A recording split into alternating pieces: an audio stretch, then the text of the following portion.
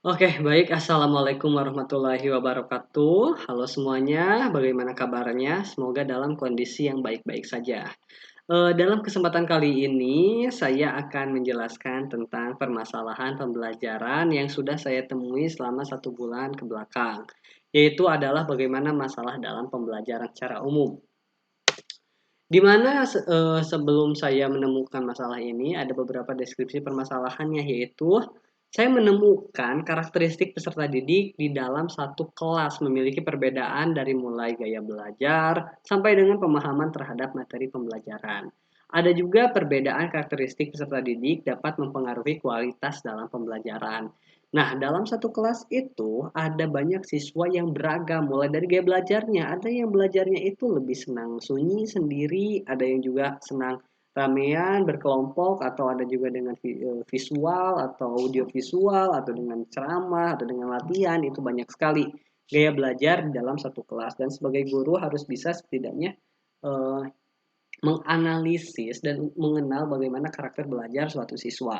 Kemudian perbedaan karakteristik peserta didik dapat mempengaruhi kualitas dalam pembelajaran. Tentunya ketika siswa punya karakteristik yang berbeda-beda, tentu dapat mempengaruhi ya seperti apa kita harus memberikan pembelajaran kepada siswa itu.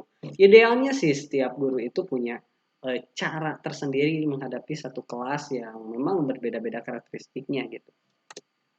Nah, kemudian muncullah sebuah permasalahan. Yang pertama, perbedaan latar belakang keluarga itu mempengaruhi untuk proses pembelajaran.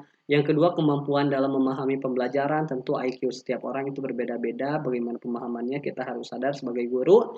Yang ketiga, fokus dalam kegiatan pembelajaran. Jadi kita juga harus fokus apa kegiatan pembelajarannya, tujuannya apa kayak gitu. Kemudian yang keempat, gaya belajar yang berbeda-beda itu harus disadari oleh setiap guru. Dan yang kelima adalah ketertarikan dalam materi pembelajarannya. Apakah menarik atau tidak? Apakah misalkan siswa bisa tertarik, bisa lebih bergairah untuk mengerjakan atau belajar hal itu atau tidak?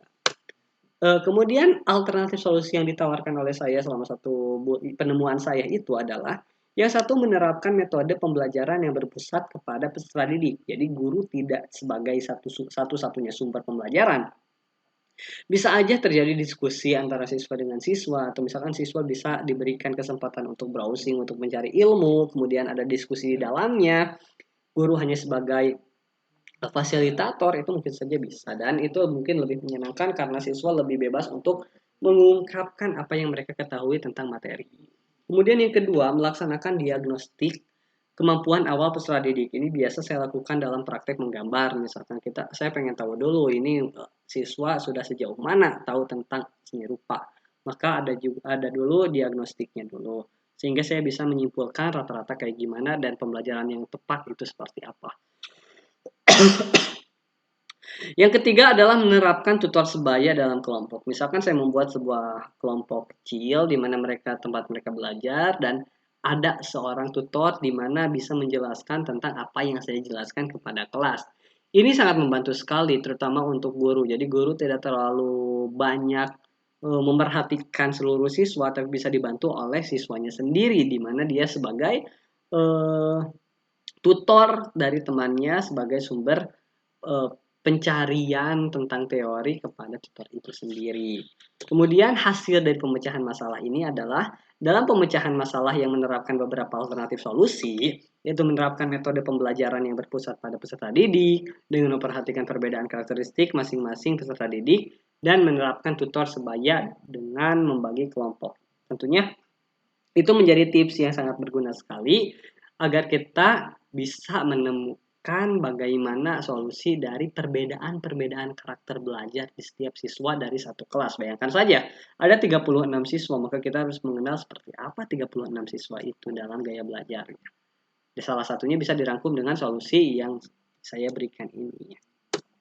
Nah, mungkin itu saja yang bisa saya sampaikan. Terima kasih atas perhatiannya. Semoga presentasi ini bisa bermanfaat dan bisa terpakai oleh guru-guru yang melihat video ini. Terima kasih. Saya tutup. Assalamualaikum warahmatullahi wabarakatuh.